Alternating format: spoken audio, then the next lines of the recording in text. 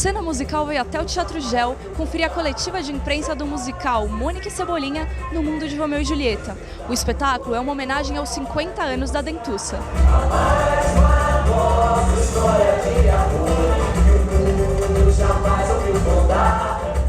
Romeu e Julieta foi um sucesso em 1978, o primeiro espetáculo Turma da Mônica que foi feito.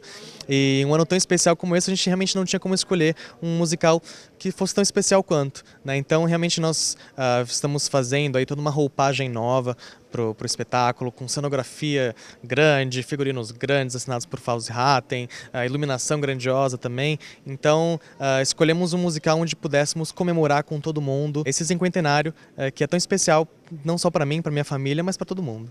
Como foi a audição para esse musical? Olha, nós tivemos uma audição super acirrada, porque nós tivemos 2.000 inscritos para a audição. Desses 2.000 inscritos, nós selecionamos 600 pessoas. Das 600, nós selecionamos 100 para o callback. E dessas 100, nós ficamos com as 20 melhores. Foi super difícil, porque eram todos muito bons. Nós realmente escolhemos a dedos esses 20 que iam fazer parte do espetáculo. Mas eu acredito que nós escolhemos muito bem. Como está a expectativa para essa temporada em São Paulo e vocês têm pretensão de levar para outro lugar? Nós aqui em São Paulo esperamos obviamente que faça um grande sucesso para que a gente possa prorrogar a temporada até o final do ano. E a nossa ideia é que a gente viaje sim depois. Espero que a nossa próxima parada seja Rio de Janeiro. Maurício, 50 anos de Turma da Mônica esse ano. Faz um balanço para mim desses 50 anos. Olha, não é questão de balanço só, né? É questão de balanços diversos, porque nesse período houve tanta coisa, desde o comecinho, quando eu criei os primeiros personagens, passando pela distribuição de jornais, desenhos animados, revistas, agora a parte teatral, shows. Tivemos sorte de criar personagens que têm apelo, têm carisma e vem trazendo diversão, entretenimento, boas mensagens, inclusive para a criançada, e estamos continuando. O Parque da Mônica fechou há algum tempo, agora vocês começaram com esses musicais. Isso vem como uma maneira de trazer o público para perto dos personagens, já que lá era um único lugar que as crianças podiam encontrar a turminha? É uma das maneiras, mas não abrimos mão do parque. Nós estamos planejando mais de um parque, então não vamos ficar longe da criançada. Mas sem dúvida, teatro é aquele momento mágico do contato, da criançada chegar mais perto, mais próxima dos personagens. Isso é mágico também. Isso, logicamente, leva o personagem não só para a memória da criança, do nosso público, como para o coração, que é isso que interessa.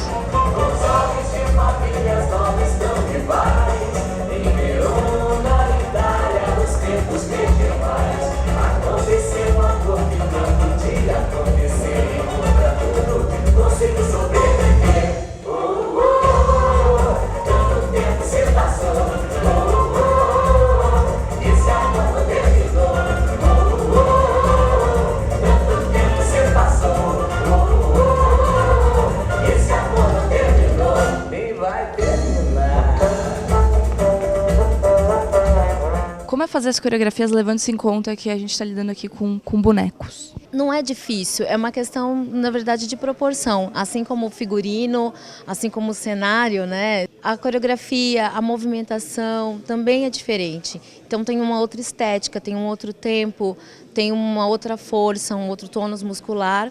E a gente vai trabalhando nessa linha. E no processo de audição, como funciona?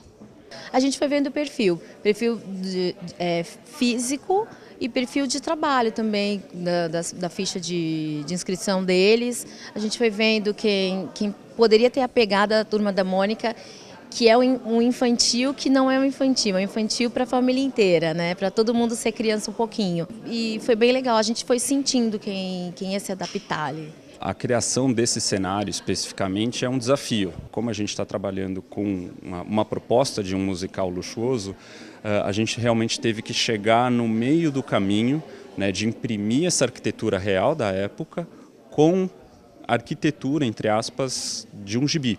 Então, o traço é diferente, o contorno é diferente, as cores são diferentes. Numa arquitetura real, a gente tem as pedras para uns tons mais sóbrios, uns tons mais de terra, até cinza.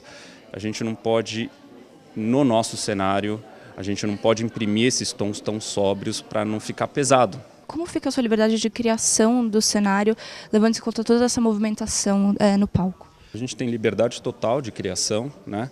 A gente sempre faz várias reuniões e cada um vai apresentando suas ideias e a gente vai direcionando as ideias, mas não existe nenhum limite, né? A gente só toma cuidado para todo mundo realmente falar a mesma língua. Então, a liberdade criativa é total. E a gente tem que entender, tanto como eu tenho que entender o trabalho de todo mundo da equipe criativa, todo mundo tem que entender meu trabalho também. Fausto, qual que é o desafio do figurino, tendo em vista que aqui a gente está lidando com personagens de gibi? Então, acho que tem uma preocupação em interpretar o traço do Maurício para uma roupa, né, tridimensional. Como é que você vai interpretando essa linguagem, passando a entender ali de uma maneira instintiva o traço desse criador? E aí tem uma outra questão que a gente pega atores, né, que são pessoas adultas, de às vezes 1,60 m, 1,65 m e tal, e transformar esse ator numa criança de 7 anos, né? Então tem toda uma construção de proporção para chegar nesse resultado. E como fica a pesquisa? Porque é uma coisa mais lúdica, uma coisa mais infantil, mas ao mesmo tempo é muito clássica. Então como fica isso na roupa? Então, nesse caso especificamente do Romeu e Julieta, eu já tinha ali visto muitas versões, né? A gente tem um pouco esse histórico de Romeu e Julieta e dessa época na cabeça. Então eu prefiro trabalhar de uma maneira mais instintiva, né? Então, assim, com a lembrança daquilo que eu tenho na cabeça de Romeu e Julieta, eu criei o figurino. A pesquisa foi mais dentro de mim do que especificamente de eu ir pesquisar a época ou alguma coisa assim. Então foi uma coisa mais intuitiva mesmo na hora do desenho. Senhoras e senhores, respeitar meu público, é hora de mostrar a mais famosa história de amor que o mundo jamais ouviu contar. Os jovens de famílias nobres estão rivais. Oi pessoal, eu sou Maurício de Souza, o pai da Turma da Mônica, e estou aqui para convidar vocês para virem assistir ao grande musical Mônica e Cebolinha no Mundo de Romeu e Julieta, no Teatro Gel, em São Paulo, aqui no bairro de Pinheiros. Venham, é lindo, bonito, maravilhoso, inesquecível.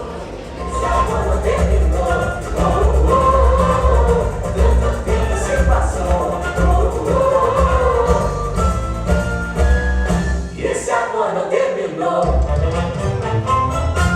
nem vai terminar.